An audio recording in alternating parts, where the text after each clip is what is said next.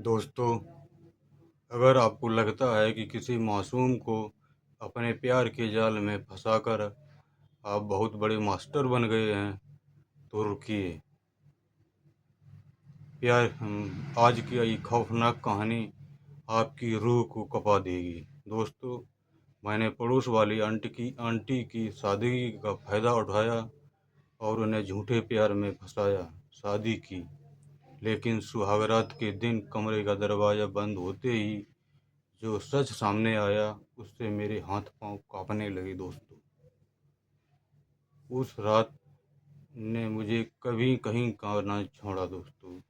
जानिए उस रात सुहागरात का वो भयानक सच। यह बात तब की है जब मेरे पड़ोस में नीलम जी रहने आई थीं दोस्तों। वो अकेली रहती थीं, शांत स्वभाव की थीं और किसी से ज़्यादा मतलब नहीं रखती थीं। लेकिन मेरी नीयत में खोट था। मुझे लगा कि अकेली औरत को झांसे में लेना बहुत आसान है। मैंने रोज़ उनसे मीठी बातें करना शुरू कर दिया।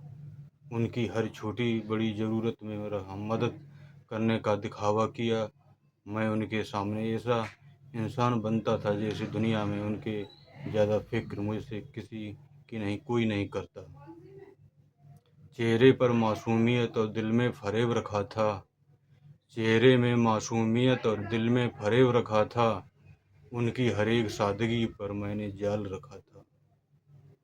समझा था कि बहुत चालाक हूँ मैं इस खेल में।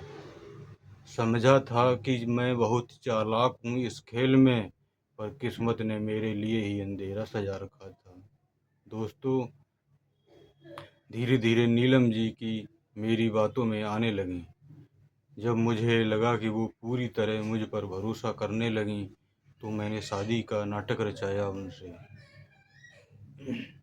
मैंने उनसे कहा, मुझे दुनिया की कोई परवाह नहीं। मैं आपसे शादी करके आपको खुशी देखना चाहता हूँ। इस मीठी जैसी छुरी जैसी बातों पर उन्होंने यकीन कर लिया। हमने मंदिर में चुपचाप शादी कर ली दोस्तों। उस वक्त मुझे अपनी चालाकी पर बहुत घमंड हो रहा था। मुझे लग रहा था कि मेरी योजना पूरी तरह कामयाब हो गई, लेकिन दोस्तों ऐसा नहीं था। झूठी कस्मों से मैंने उनके एतबार को जीता। झूठी कस्मों से मैंने उनके एतबार को जीता। हर एक वादे में सिर्फ धोखा और छलावा पिरोया। जीत के घमंड में अंधा होकर मैं चलता रहा। जीत के घमंड में अंधा होकर मैं चलता रहा। नादान था जो अपनी ही तबाही का कुआं खोदा। दोस्तों, शादी का वो सुहागरात का वो खौफनाक सच मैं आपको बताने जा रहा हूँ। शादी के बाद सुहागरात का वक्त आया। पूरा कमरा फूलों से सजा हुआ था। मैं बहुत खुश होकर अपने कमरे में दाखिल हुआ और मुस्कुराते हुए दरवाज़ा अंदर से लॉक कर लिया। लेकिन जैसे ही मैं उनके पास गया, नीलम जी के चेहरे के हाव-भाव बदल चुके थे। उनकी आँखों में भोलापन नहीं, बल्कि एक अजीब-सी कड़वाहट और खौफनाक चमक थी दोस्तों। उन्होंने अपनी साड़ू के पल्ले से एक रिकॉर्डर और कुछ पेपर्स निकाले। उनकी ठंडी आवाज़ गूंजी, राहुल, तुम्हें क्या लगा कि तुम मुझे फंसा रहे थे? दोस्तों, तुम्हारे दोस्तों के साथ बनाई गई ब्लैकमेलिंग की हर ऑडियो रिकॉर्डिंग मेरे पास है।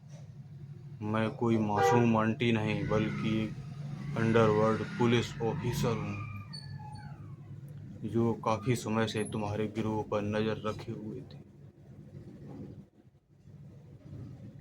यह सुनते ही मेरे पैरों तले ज़मीन खिसक गई दोस्तों। जिस सुहागरात को मैं अपनी जीत समझ रहा था, उसी रात कमरे का दरवाज़ा खुलते ही बाहर पुलिस खड़ी थी।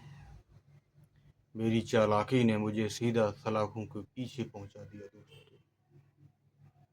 फूलों की सेज पर सिर्फ कांटों का पहरा था दोस्तों। फूलों की सेज पर सिर्फ कांटों का पहरा था। जिस रास्ते पर गया वो तबाही का रास्ता था। बनाने चला जिसे मैं अपनी चाल का शिकार बनाने चला जिसे मैं अपनी चाल का शिकार, उसी ने एक रात मेरा सारा गुरूर तोड़ दिया। दोस्तों, इस कहानी से मुझे सबक मिला है कि किसी कोई सादगी को उसकी कमजोरी समझने की भूल कभी मत करना। फरेब का अंजाम हमेशा तबाही ही होता है दोस्तों। फरेब की नींव पर कभी आशियाने नहीं बनते दोस्तों। फरेब की नींव पर कभी आशियाने नहीं बनते, दूसरों को गिराने वाले कभी काबिल नहीं बनते। जो खेलते हैं दूसरों की जिंदगी से अक्सर, जो खेलते हैं दूसरों की जिंदगी से अक्सर, वो खुद अपनी ही बर्बादी के कारण बनते हैं। दोस्तों, आपको मेरा वीडियो पसंद आया तो मेरे वीडियो को लाइक करें, सब्सक्राइब करें और कमेंट बॉक्स में बताएं दोस्तों आगे का वीडियो मैं किस टॉपिक पे बताऊं, किस टॉपिक पे बनाऊं दोस्तों। ज़रूर मेरे वीडियो को सब्सक्राइब ज़रूर करना।